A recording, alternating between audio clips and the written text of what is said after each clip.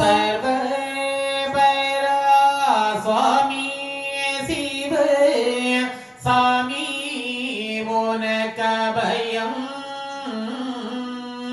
சாணார்படு துயரோ கண்டு சாமி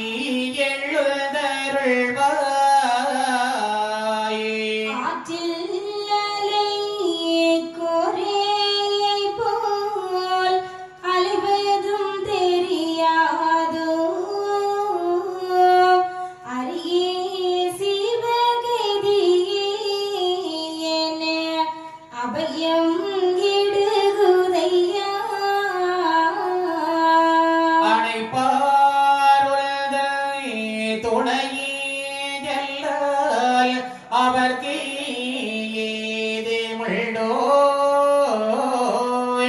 பல நாளவர் படும் பாடல்ல பார்த்தே இருந்தாயோ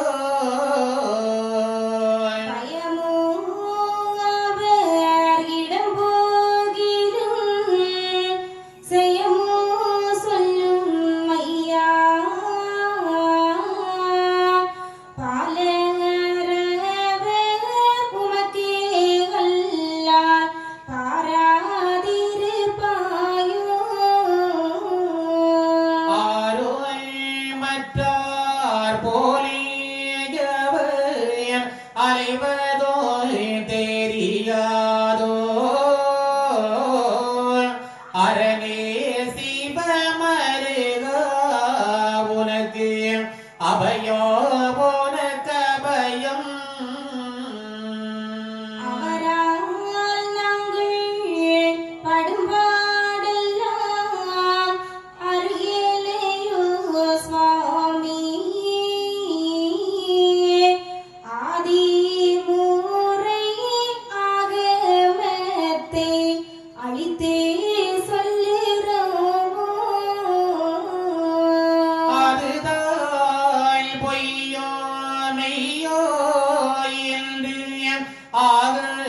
மந்தனை பாரும் அண்டரண்டம் தொழவே வைரோயம் ஆதி உனக்கு அபயம்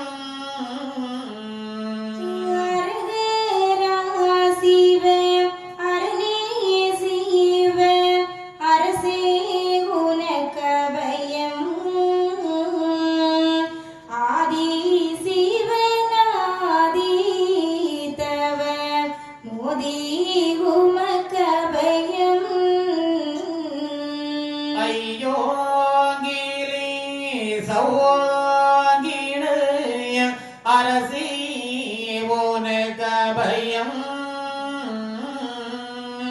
அம்மாவாதி ஐயா சிவ மெய்யா உனக்கு அபயம்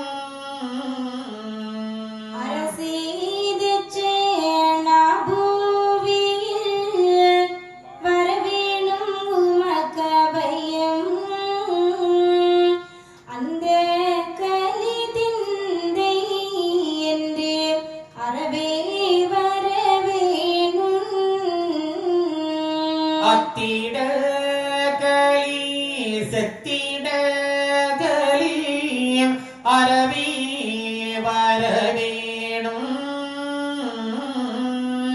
ஐய களி தியாவி அரவே வரவேணும் அவகட களி சவகே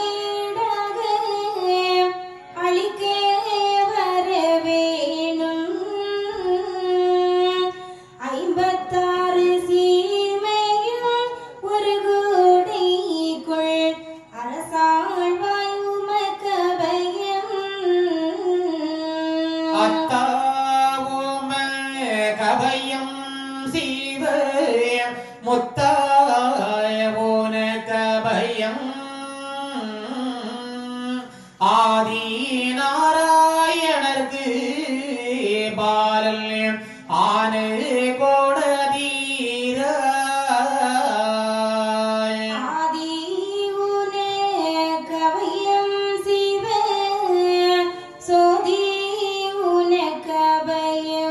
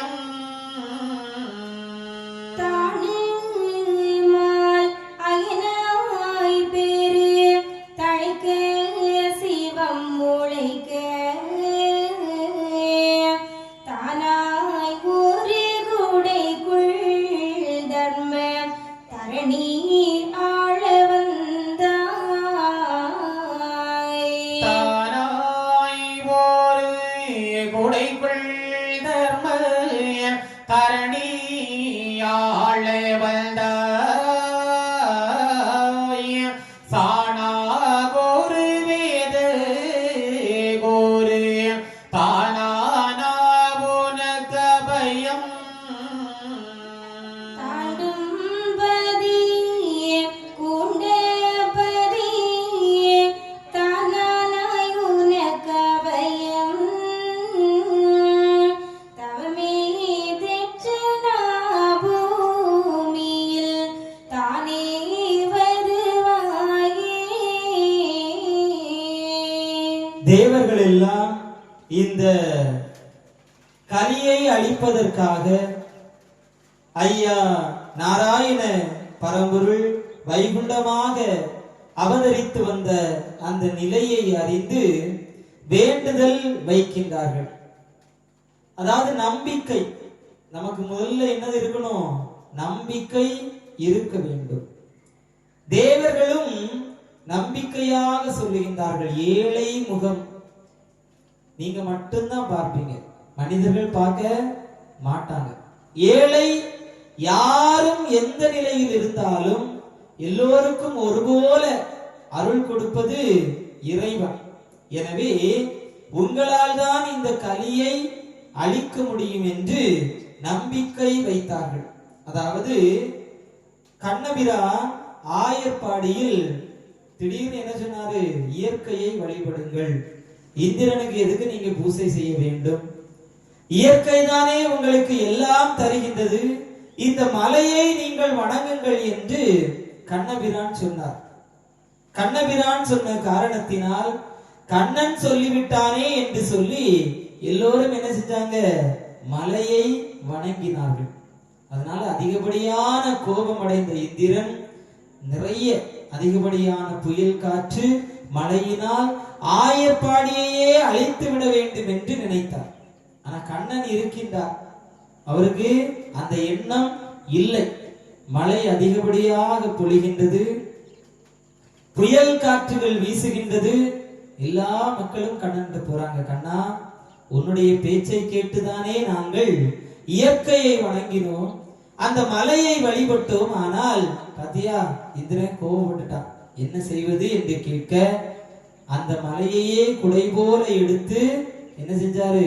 ஆயர்பாடி மக்களை எல்லாம் காத்து ரட்சித்தார். அந்த நம்பிக்கை நமக்கு என்ன செய்யணுமா? எழ வேண்டும்.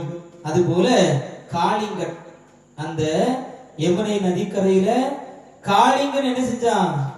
வரக்கூடிய பசு, தன்னுடைய கன்றுகள் என்று ஆடு மாடுகள் எதையுமே விட்டு வைக்கவில்லை. தனக்கு இரையாக உட்கொண்டு அதனுடைய விஷத்தினால் மக்களுக்கு கூட என்ன செய்தது? உயிர் போகக்கூடிய அந்த நிலை வந்த காரணத்தினால் கண்ணனிடம் சென்று முறையிட்டார்கள். கண்ணபிரான் அந்த காளிங்கனிடத்திலே போர் செய்து நர்த்தனம் புரிந்து காளிங்கனை வதைக்க நேருகின்ற பொழுது அந்த காளிங்கனுடைய மனைவிமார்கள் எல்லாரும் போய் கேட்கிறாங்க, என் கணவனை எப்படியாவது விட்டுவிடு கண்ணா, நாங்கள் வேறு எங்காவது சென்று வாழ்த்து கொள்ளுகின்றோம். இந்த நதிக்கரையில இனி நாங்கள் இந்த நதியில் இருக்க மாட்டோம் என்று சொல்லிவிட்டு அந்த காளிங்கன் சொல்லுகின்றது, நான் எதற்கு இந்த ஆழமான நதிக்கரைக்கு வந்தேன் என்றால் கருடனால எனக்கு ஆபத்து இருக்கின்றது. அதனாலதான் இந்த ஆழமான நதியில் நான் வாழ்ந்து வருகின்றேன். அதிலிருந்து மட்டும் எனக்கு விடுதலை கிடைத்தால் நான் என்ன செஞ்சிருவேன்? இந்த நதியை விட்டே சென்று விடுகின்றேன் என்று சொல்ல கண்ணன் சொல்லுகின்றார், என்னுடைய பாதத்தை உன்னுடைய தலையில் நான் பதித்து வைத்திருக்கின்றேன். எனவே இனி இந்த கருடனால் உனக்கு ஆபத்து நேராது என்று சொல்லி வஞ்சக எண்ணம் மாறிவிட்டால் வாழ்வதற்கான வழியையும் அந்த காளிங்கனுக்கு கொடுத்து எம்பெருமாள் அனுப்பி வைக்கின்றார். எனவே உன்னால் தான் எங்களுக்கு நற்கதி கிடைக்கும் என்று முழுமையாக நம்பினார்கள். பக்த பிரகலாதன் தன்னுடைய தந்தை தவறான பாதையில் செல்கின்றார் என்று தந்தைக்கே புத்திமதி சொன்னார். தந்தையே, உன் நாமம், உன்னுடைய பெயர் உலகத்தில் சுகமாக வாழ்வதற்கு வழிவகுக்குமே தவிர இறைவனிடம் சென்று சேர வேண்டும் என்றால் அரி பரந்தாமனுடைய நாமத்தை சொன்னால்தான் நற்பேறு கிடைக்கும் என்று தந்தைக்கே புத்திமதி சொன்னார். ஆனால் பெற்ற பிள்ளை நிலை நமக்கு புத்திமதி சொல்கின்றதே என்று கூட தன்னிலையை மாற்றிக்கொள்ளாமல் தான் எடுத்த முடிவுதான் சரி என்று பிள்ளையே கொல்வதற்கு துணிந்தான் இரணியன். எனவே அவனை வதைப்பதற்காக நரசிம்மனாக நீ அவதரித்து வந்தாய். ஒரே ஒரு பாலகன், உன்னுடைய நாமத்தை தான் சொல்வேன், உயிர் போனாலும் பரவாயில்லை என்று நின்ற காரணத்தினால் அவனுக்காக இரணியனையே வதைப்பதற்கு நரசிம்மமாக அவதாரம் எடுத்தாய். உன்னால் தான் எங்களை காப்பாற்ற முடியும் என்று நம்பினார்கள். இன்னைக்கு குடும்பம் எல்லாம் மாறிட்டாங்கன்னா நம்ம கிட்ட எல்லாரும் சொன்னா நம்ம என்ன செஞ்சிருவோம், ஆமா அவங்க அங்க போனா நல்லா தான் இருக்காங்க, அப்ப நம்மளும் போவோம் என்று என்ன செஞ்சிருவோம், சீக்கிரமா முடிவு எடுத்துட்டு போயிருவோம். அப்படி இருக்க கூடாது. ஐயா மதம் மாறினாதான் உனக்கு நல்லது பண்ணுவேன்னு நமக்கு என்ன செய்யல, சொல்லல. மனிதனாக இருந்தால் போதும், தர்மத்தை கடைபிடித்தால் போதும், உனக்கு வேண்டியது அனைத்தும் தானாக வந்து என்ன செய்யும், சேரும். அதனால கலி என்றாலே முடிவெடுக்க முடியாது. நம்பிக்கை வச்சாலும் நிறைய சோதனைகள் வரும்போது தடுமாறக்கூடிய நிலையில் தான் நாம் இருப்போம். ஆனாலும் ஐயா பார்த்துக் கொள்வார் என்ற நம்பிக்கை நமக்கு என்ன செய்யணுமா, வர வேண்டும். அதனால கலிக்கு உதாரணமாக சொல்லுகின்றார். ஆற்றில் அலை கோரை புற்களை, இந்த புற்களை போல பெருவெள்ளம் வந்த உடனே புல் என்ன செய்யும், ஒவ்வொரு தண்ணி இழுக்கக்கூடிய திசைக்கெல்லாம் அங்கேயும் இங்கேயும் ஆடிக்கிட்டே இருக்கும். அதுபோல இந்த கலியுகத்தில் நாங்கள் என்ன செய்யறோம், பாடாகப்பட்டு கொண்டிருக்கின்றோம். எனவே அணைப்பார் உந்தன் துணையை அல்லால் எங்களுக்கு வேற எதுவுமே கிடையாது என்று இறைவனை முழு முதலாக நம்பி தேவர்கள் சரணாகதி அடைந்து இந்த கலியை அழிப்பதற்கு வழிபாருங்கள் என்று சொல்லி, ஐயா வைகுண்டா அலை கண்டாய் உனக்கு அபயம், தானுமால் அயனாய் பேரு தலைக்க சிவம் உரைக்க தானாய் ஒரு குடைக்குள் தருமம் தரணி ஆள வந்தவா என்று இறைவனை முழு முதல் கடவுளாக கலியளிக்க வந்த கருபொருளாக ஐயா வைகுண்டரை போற்றி பாடி தன்னுடைய கவலையெல்லாம் என்ன செஞ்சாங்க, ஒப்படைத்தார்கள். அதனால நம்மளும் என்ன செய்யணும், வீட்டில இருந்து இதை மனமாற படிச்சா போதும், நம்ம கவலை என்ன செஞ்சிரும், நிச்சயமாக ஐயா மாற்றி தருவார். இங்க வந்து அழுது கண்ணீர் சிந்தி ஒருவேளை நமக்கு ஒரு தீராத நோயா இருக்கும், ஐயா தீர்த்து வச்சிருவார். அந்த நிலைக்காக நம்ம என்ன செய்யலாம், ஆனந்த கண்ணீர் படலாம். ஐயா நினைச்சு பார்க்காத ஒரு நிலையை எனக்கு மாற்றி தந்து விட்டீர்கள் என்று ஆனந்த கண்ணீர் வரலாம். ஆனா நம்முடைய வாழ்க்கையை நினைச்சு நம்ம என்ன செய்யக்கூடாது, அழுது புலம்ப கூடாது. ஐயாவுடைய திருநடைக்கு வந்து அழக்கூடாது. நம்ம சந்தோஷமா வருவோம், ஐயா நமக்கு சந்தோஷத்தை தருவாங்க. இப்ப அழக்கூடிய நிலைமையை பார்த்துட்டு நம்ம இறக்கப்பட்டு ஒரு 10 நாள் கழிச்சு அவங்க வீட்டுக்கு போனா அழுதுட்டே இருப்பாங்களா, அழுதுட்டே இருப்பாங்களா? இப்ப இறந்தவர்களை வச்சு நம்ம கேட்கிறோம், கேட்ட உடனே அழுக வந்துடும், அப்படிதானே?